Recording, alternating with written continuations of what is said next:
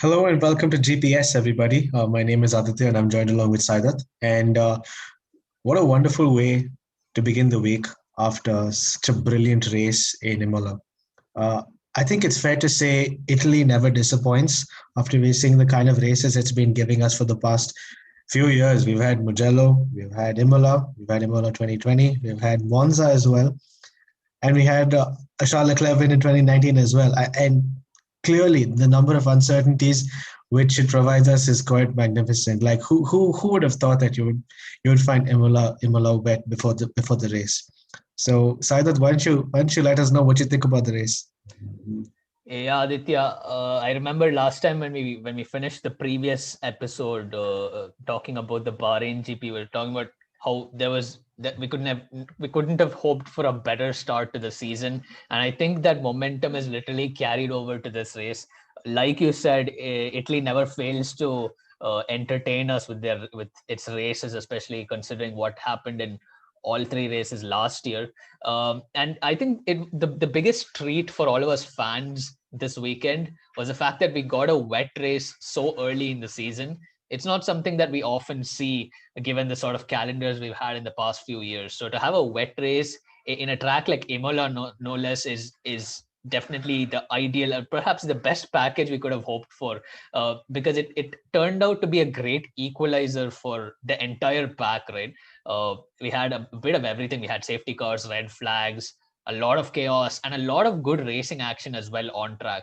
So yeah, my outlook to it, my review was it was chaotic but brilliant.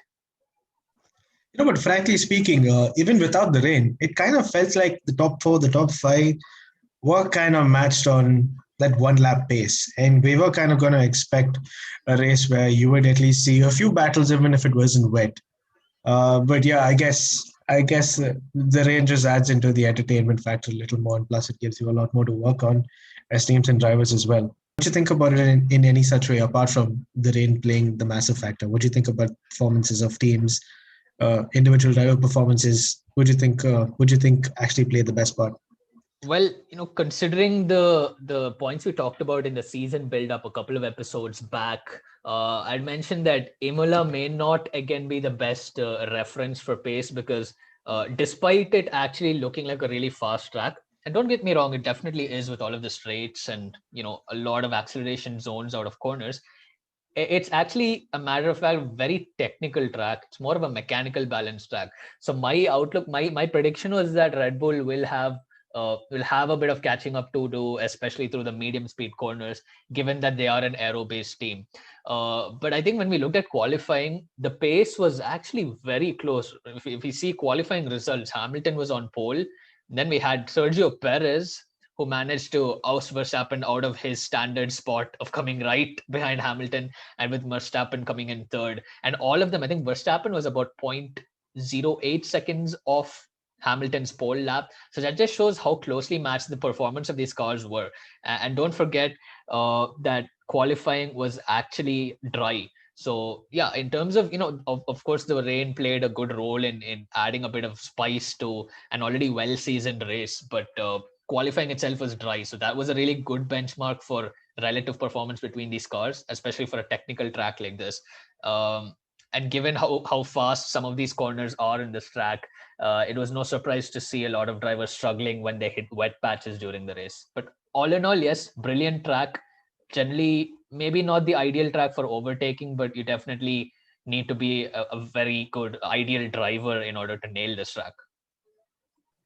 Yeah, but the thing about this is that a lot of drivers, at least the more old school ones, kind of want to have your tracks like Imola back on the calendar, because this really is what F1 was back in the day. And I think a lot of them have raced in their junior careers in this track as well. So for them coming back here is not just a matter of racing an F1 car here, but it's also because a lot of them understand the track as well. And as you've said before, the margin for error here is close to minimal.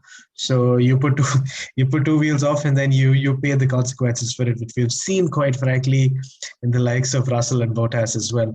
But But yeah, I think a lot of things did happen during Saturday and Sunday, with the Lando Norris pulling off what was quite a phenomenal lap, which eventually got cut off due to track limits. But as you said again, the the the damage limitation is right there. There is only so much you can do, and if you go above a particular limit, you're just gonna get slapped with the penalty. You're gonna get your lap cancelled. I guess this debate can be taken for later, but yeah, No, for sure, track for sure. track.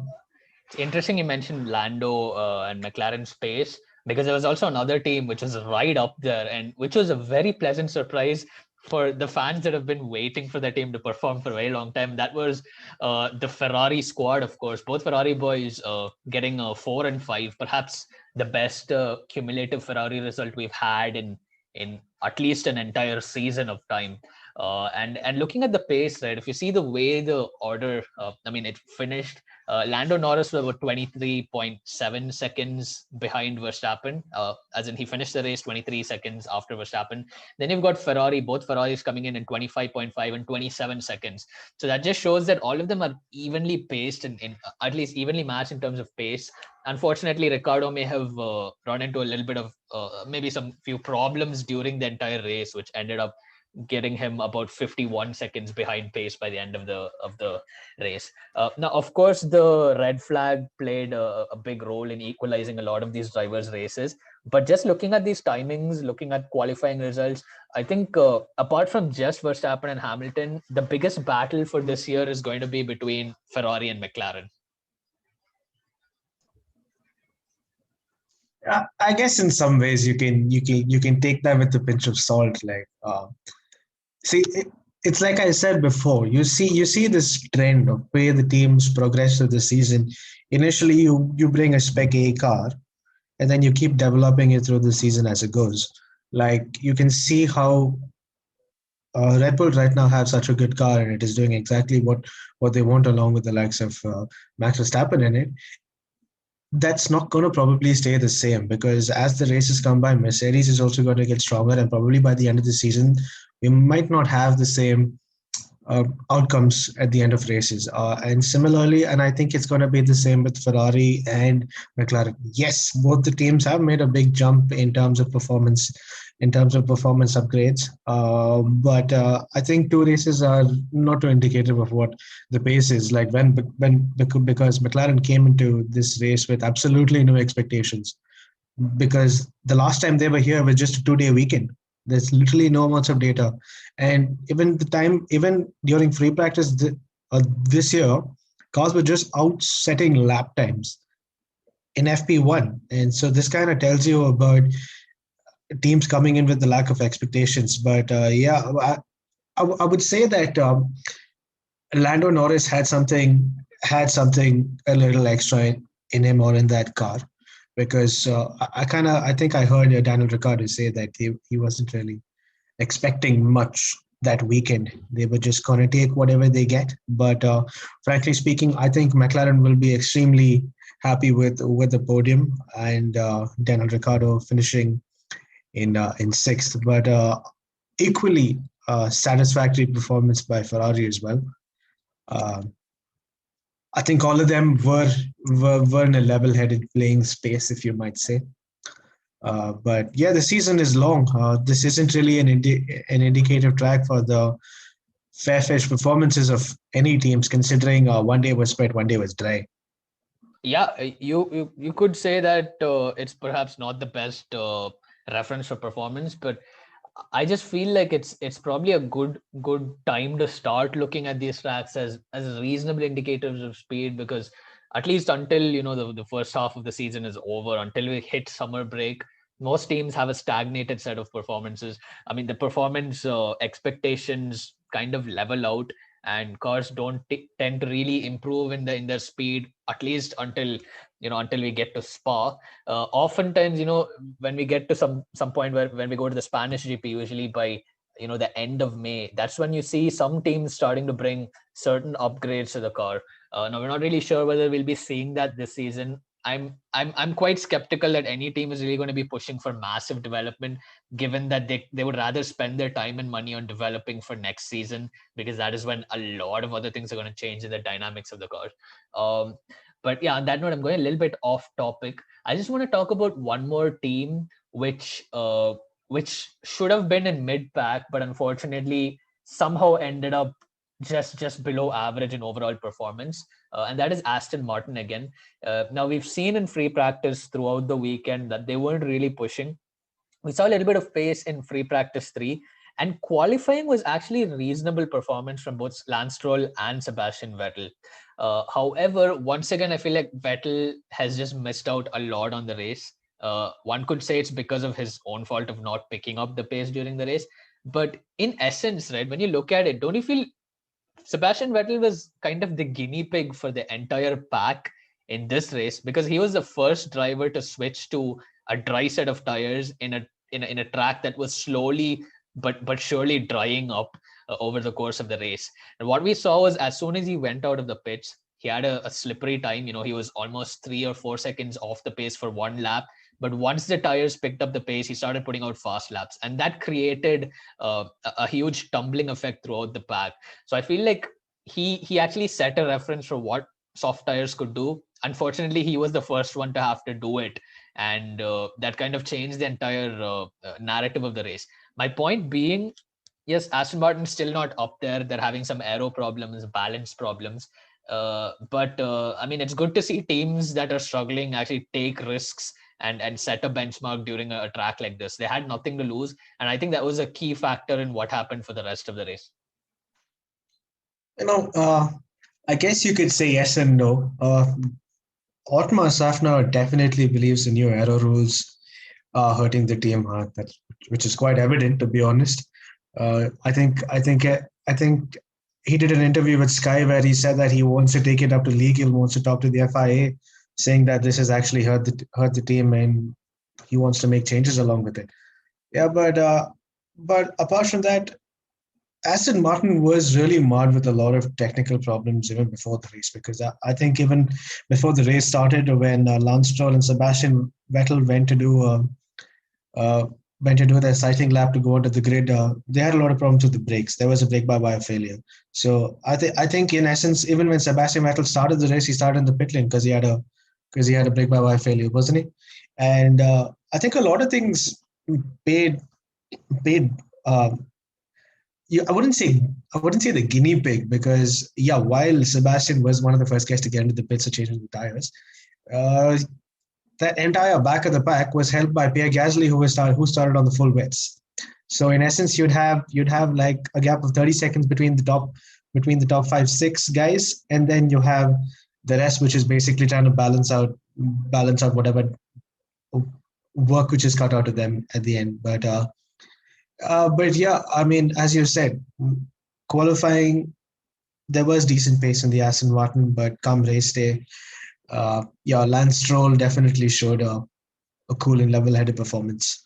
Yeah, but I can't say much about Sebastian Vettel because his car had problems. There was absolutely no way how uh, I could imagine him getting into the points. I mean, it was generally a very tough race for Sebastian.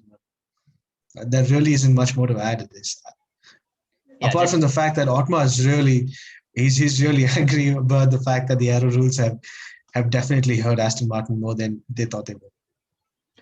Well, at this point, it's quite unfortunate, but in order to actually tackle these sort of rules, you will have to tackle the entire design of the chassis itself. We see this in the rule. We see this constantly popping up in the news. The fact of why Mercedes is not able to run a high rake angle. It's got something to do with the Mm-hmm. inherent design of the car, in the design of the suspension system. Of course, every team would want to run a high rake angle, given that you want to create some sort of a diffuser of the entire car, because your diffuser and underbody performance is already compromised at the back of the vehicle. So if teams could do it, they would definitely do it. But unfortunately, due to certain geometric restrictions, that's not possible. So I think every team should just do what Mercedes is doing right now, making the best of the situation, tackling the tracks where they know they have outright performance and speed, advantages over other cars. But Yeah, I guess teams do that in general, don't they? yeah, of course they do. I mean, it's like it's the survival of the fittest, right? That's what Formula One is. It's adapt to survive. It's like that. It's like that thing where they say, or even Red Bull. When during the past few years, the only time where Red Bull can't take actions on track, they will do it off track. They will protest. They will file legal notices to whoever just so that they can get things done. I mean, in all essence, that is how the sport works. And Otmar's just doing his bit. But I guess I think it's fair to say that teams should just put their head down and focus on what's happening on track as well. I don't know. If that works well. Did you mispronounce Renault as Red Bull? Okay, whatever. Anyways, there are many other teams that do that, but yeah, this is not meant to be a swipe at anyone. I mean, we're not in the Thunderdome. We have no idea how much pressure there actually is. I'm quite sure it's well beyond what we could even imagine.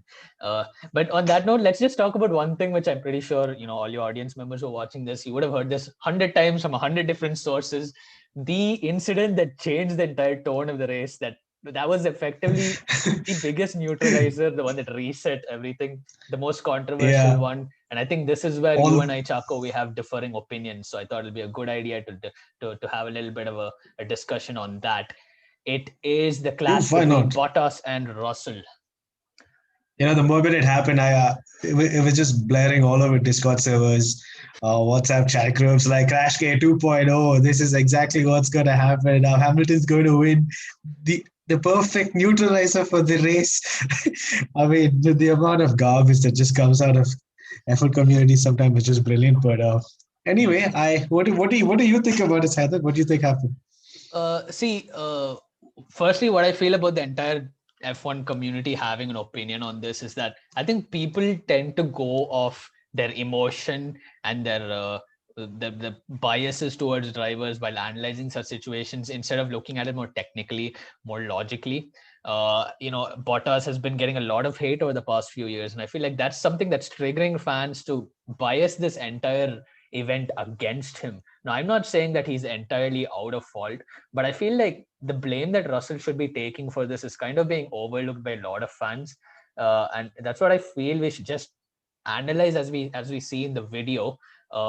Now, what I've noticed is one thing that everyone is talking about is when Russell made the move on the right side through turn number 1, people told that Bottas moved out of the way. Okay, of course he did move out of the way, but you have to understand that there is such a thing called a racing line. Okay, and it's not even like they were wheel to wheel at that point. Bottas was almost 2 car lengths ahead, so it was like he was like clearly in his own element on his own lap. So he was following the line. That's what I feel. Point number 2, when Russell actually went over to the side, if you watch the video in slow motion, you'll see that Russell never even got on the grass before he started spinning. It almost feels like he hit a wet spot. Since he was turning left and his diff was naturally on full lock through that corner, he obviously oversteered and turned into Bottas in that instant. Now, of course, Bottas may have seen him, may have not have seen him in the mirrors, but I feel like maybe this entire incident could have been avoided if Russell had perhaps backed off and just tried to pass him through that corner, through perhaps Variante Tamburello, which is the first set of chicanes that you go through this lap. But that's just my opinion. I'd love to hear what you have to say in terms of the outlook of the situation. Man, look, it's very simple in my mind. It's pretty much a racing incident. But what I've heard from sources at the racetrack was that it was not a 50-50 blame. I think it's a 60-40 blame or a 65-35% blame, which the stewards have put onto the drivers. And I don't know who, but the thing about this is that. It's interesting that you were talking about racing lines because the track going all the way from Rivazza to all the way to Variante Tamburello is not straight. The racing line basically moves from the right to the left to the right back again. So in essence, when Russell was trying to overtake Bottas was just maintaining that one straight line which he did, and towards going into turn number 1 at Tamburello, he kept the middle. But unfortunately for Russell, he didn't have he didn't have that extra spacing which he would generally have at any other track. But problem, the problem here was that I think Russell put put couple of wheels on the white lines, and generally these white lines tend are just fresh paint because they're painted before every session. So the paints probably would have just been wet, and then he dipped his tires onto the grass, which would probably is fun. Anyway, this is just speculation, but I'm definitely sure that he hit a wet spot. Whether that wet spot was paint or was wet paint, or whether it was two wheels on the grass was something separate. But but honestly speaking, I don't think Bottas was completely at fault here, because I think, as the article says, you need to make sure that if someone else is racing you, you need to make sure that you give the other driver one car's width of space. And as far as I'm concerned, with all the data you can look at it, definitely look that Russell had pretty much a car and a little more than what he could work with. I think it's unfortunate that they ended up in that situation, but I guess that's the reality of it. Actions have consequences. But I mean, for anyone to come and say Russell should have waited to overtake Bottas, I think is fairly is is quite stupid. I mean, Russell is a racing driver. If he and why would he not overtake? Why would he not overtake anybody? Forget it being a Mercedes. My question is, what is a Mercedes doing doing at the bottom of the ninth? It shouldn't even be there in the first place. But why wouldn't Russell take it?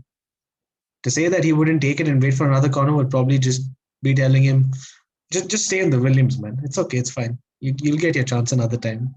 I don't know when, but you might get it. Yeah, but I mean, I guess it is what it is, as they might say.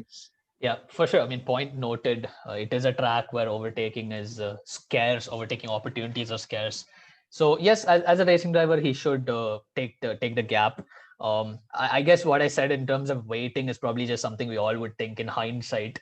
There was no way for Russell to actually know if that zone where he overtook was a wet patch. Unfortunately, it was. But my understanding is there is a good 150, 200 meters of run up from that point up till the chicane. So he could have perhaps stayed on the slipstream. But I guess it's woulda, coulda, shoulda. We're all just trying to figure things out by looking at a computer screen. Unfortunately, I would also say effectively it is a racing incident. Could have been avoided, but still it is just a racing incident. I'm not entirely sure if the paint itself was wet, but interesting that you talk about the paint being a slippery surface. It actually is, because it's not really part of the tarmac. It's a completely different coat of synthetic material. It just brings a memory of there was a driver's briefing. Formula One puts driver's briefings on their YouTube channel. A few years ago, I think somewhere in Monaco, I believe, I'm not sure which track, drivers were complaining about how certain painted surfaces were really slippery on the curbs. And back then, of course, when Charlie Whiting was there, he was insisting that it's been the same type of compound that's been used every year. So who knows, maybe these paints are actually reactive to different temperatures. Again, it's all speculative, but yeah, I mean, it's interesting to have a discussion on this. We could go on for hours, but I think nobody has hours to spare to discuss such topics. What's happened has happened. Let's hope for good racing, equally exciting racing in the races to come.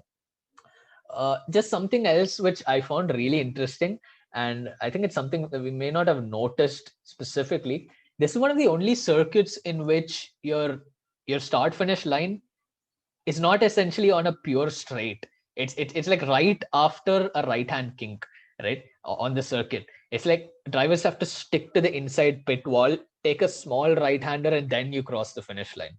And what I noticed was, in qualifying laps, people stuck completely to the pit wall because they knew it wouldn't compromise the rest of their straight, because as long as they can cross the finish line as quick as possible, they get the lap. But if you look at the race laps, people tend to go a little wider off that final right hand turn before the start finish line, because they want to maximize speed through the track. uh, I know it's a very trivial little observation, but I just thought it was really interesting to note that the differences in driving lines. You rarely see different driving lines between quali and race, and this was a very unique circumstance where we saw such an incident or such instances occur throughout the race weekend. Okay, just a random thought, just bouncing off the top of my head. Suppose the drivers did take the inside line throughout the race. Don't you think there are a lot of marbles or tire degradation would have popped up onto the side, which could possibly hamper and degrade the tires more? Well, see, marbles are always thrown off the racing line, right? That is what the marbles do. They're always shredded parts of the tires that get expelled and thrown out to the side. So Yeah, if but every driver, what I'm trying to say is that if they're going to race so close to the wall, you don't have anything that's going to go over the wall. It's just going to be on the side. correct, yeah, of course, I understand. No, that's why I said they were not doing that in the race. They were only doing it in Exactly. quali. Exactly my But what is point. interesting is if everyone had done it in quali, towards the end of quali, it would have been a marble island over there. So Yeah, but I think this yeah, works just as the concept of displacement. It's the fastest way to get to the line. I think that's pretty for much sure, it, yeah. isn't it? Yeah. If you're doing a race run, take the wider line. If you're doing just a one shot quali run, take the I shortest one think possible. I think this is what they do in Monza as well, don't they? They go straight through. They just try to manage to put at least probably half a wheel onto the line so that they can get through the start finish line. Yeah, yeah. Or if they're going And for they like a just, speed record, just don't brake at the end of the chicane. I don't know. bah. Anyways. But yeah, I mean, the rest, I guess, is history in terms of the race. We all know what happened. Red flag was there, and then Hamilton clawed his way back. It was a good fight with Hamilton and Lando at the end. I don't know about you. I'm not really up for talking about all of that. It seems like a very generic battle up front. But do you have any other final notes on the race itself, Chaco? Because there's something else very interesting to talk about, a new track coming up this year. Yeah, I mean, next year. Sorry, not this year, next year. we do have a new track this year. Two new tracks, don't we? I mean, not exactly new for Zandvoort, but Saudi Arabia is quite newer, perhaps I'd say. But yeah, apart from that, good racing, man. In any such way, I like the fact that a lot of the midfield were really packed up close together. It was not the kind of racing what we wanted to see in the front. I think we possibly could have expected something on the lines of that if it was a dry race, because I think qualifying was giving us something promising. Uh, Hamilton, Verstappen, I think both made mistakes at one point, but it just kind of proves to you how much of a level-headed driver they are. I think the same applied to Lando Norris as well, but we can see a stark contrast of how it was performing with a lot of the rookies as well. Nikita Mazepin spinning off. We've had Mick Schumacher just spinning off at before going into Tamburello. We've had Yuki Tsunoda also making a mistake after coming off Tamburello as well. So yeah, I think this is just a second race for a lot of these drivers. So I think it's only time that can give us a good answer about the kind of results they can give. Because don't get me wrong, these guys are fast. They're here in the sport for a particular reason. But I think only future will tell us about the results. That's pretty much it. Rightly said. It was definitely an exciting end to the race. Uh, Let me just double check. What's the next race coming up? Man, I've forgotten. Yeah, so after this is Portimao, Portugal, at the end of this month. Nice, Yeah, it's nice. again a track that was not very exciting in terms of racing last year, but I personally love the track for its variations. I It's a love the proper it's a variation proper changes. engineering challenge, that track. For sure, just a bit of everything really. It's like it starts as one type of a track in the beginning. By the end of by like the middle sector, you're in a completely different location altogether. It feels like a completely Yeah, different racetrack. Feels like yeah. Turkey, Laguna Seca, a bit of like street circuit vibes, some Mugello vibes. It's like an entire package. Anyways, with the last section of our podcast today, what I wanted to talk about was the news that another street circuit is coming up into the calendar, which is the Miami GP next year. Now, of course, we have Zandvoort and the Saudi GP this year, but perhaps later on during the year in another episode of ours, we can cover those in detail since they are part of the calendar. But this being, fresh news, Miami, the chill out vibe, the party vibe of Miami being brought to the F1 calendar. uh, it really brings to question, does F1 need any more street circuits on the calendar? Because it's starting to feel like Formula E now. I don't know if I don't know if you can make the comparison to Formula E. I think that's like your last resort, even if it should be. When you have F1, which is bought by Liberty Media, they want a lot of Americans to actually follow the sport as well, because now they just have one race in the Americas, which they do in Austin. And I think in their mind, they think that if they bring the race to Miami, which is pretty much an exotic place for pretty much everyone in the world, would actually turn around a lot of heads, even in the southern parts of America, or even just basic motorsport fans as well. So apart from just making the sport more accessible to Americans, apart from your average IndyCar, NASCAR, Infinity Series, and all of IMSA and all the other series they have there, I think F1 would be a great addition. But when you're talking about street circuits, and look, I'm not really the biggest fan of street circuits. So many a times we often see that street circuits are not as entertaining as you have your pre-modern Herman Tilke design circuits, which we spoke about a few days ago. But yeah, you have like these few instances where your Azerbaijan is very interesting. Once in 20 years, it probably rains in Monaco, so you might have like a different change up in the field. But yeah, I mean, with the likes of Vietnam coming in, uh, Saudi Arabia coming in, I think we'll have we'll have to closely see how these tracks are going to perform, because apart from the spectacle and the glamour and all of that, I think the main aim for Formula One should be racing. You can't if you your main USP is going to be racing. The whole reason you're changing the regulations is because you want racing to get better. But okay, I mean, I get it. If you want to move to an exotic place to race, you do it. But give me the racing. That's all I'm asking for. I have to agree with you there. As a fan, as fans, that's the only thing we really want. We want the racing. Okay, fine.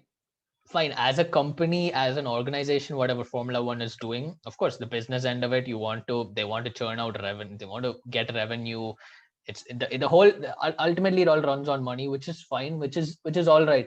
Doesn't every company run on money? Yes, but in terms of the USP, yes, it is racing. What makes Formula One so unique? It's Formula One. It's the top formula, the top engineering formula spec that these cars use that makes them perhaps the greatest racing machines that are currently running on the planet. But yeah, in terms of street circuits, don't get me wrong, I don't hate street circuits. I think they're very challenging. They're interesting in their own regards as from an engineering standpoint, but I just feel like there are just too many right now. We've only been getting a lot of street circuits of late from in the past. We had Baku, even Singapore was something new that came like in the mid 2000s. See, all of these street circuits are fine. Okay, we had Kota, we had the Buddha International Circuit, circuits that were actually designed and built. Now, of course, with the small availability of land for that can be used nowadays for racing circuits, it makes sense. You cannot promote any more deforestation and create more tracks. But given there are so many motor racing circuits that are just sitting there around the world, FIA grade 1 circuits that just need to be renovated a little bit and just have to be amped in their safety levels in terms of gravel traps and things like that, there are so many classic circuits that can be brought back. We had Istanbul last year. If that can be done every year, that'll be perfect. I mean, that's a great racetrack, and it's just an example. Like, if you open up a list of motor racing circuits that are grade 1 certified by the FIA, there are so many good ones. There's Magny-Cours in France. Okay, Zandvoort is coming back this year.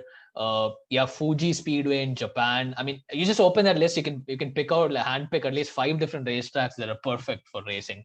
So it's just about deciding which ones to go for. particularly in America, fine, we do have the Circuit of Americas, and that's already in the south of the US. That's in Texas. Miami, okay, it gives a really good vibe. It is a very very happy vibe, and I think it's a really nice idea to have it in Miami. It's just maybe the circuit design itself. If it could be less street circuit esque, it'll be good. Because right now it feels like the design looks very similar to what the Sochi Autodrome provides to us. If at all there's one American circuit, classic circuit that I want back in the F1 calendar, it has to be Watkins Glen. That's my favorite American track. I just want to see that back in F1. That would be I a can complete field day for me. I can picture all the drivers crying into the radio saying that it's too uncomfortable. I can't do this anymore. It's just a roller coaster. You know what? Bring effort to Sebring and see if these drivers are willing to Oh take no, it. That's the real that deal. is even worse. That's the real deal. That's the benchmark, man. That's the bar we should keep. Not like your Buddha International Circuit when you have like a bump on the main straight. Go hard or you go home. But yeah, I guess so, man. I think the only thing that you could club this entire argument to right now is cash is king. You could have seen it with the way Formula One's trajectory came up in the 90s when Bernie Ecclestone really wanted to ensure that the commercial rights holder for Formula One uh, ensured that there is visibility throughout the globe.